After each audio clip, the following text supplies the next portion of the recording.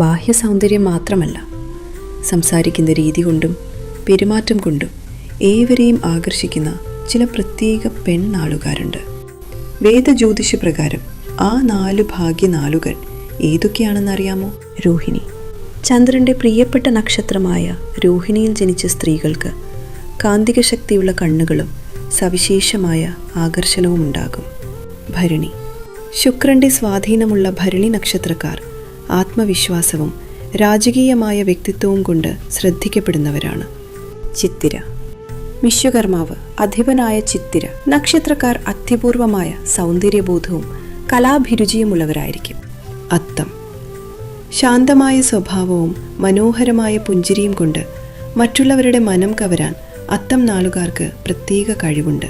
നിങ്ങളുടെയോ നിങ്ങളുടെ പ്രിയപ്പെട്ടവരുടെയോ നാളിതിലുണ്ടോ? താഴെ കമൻറ്റ് ചെയ്യൂ.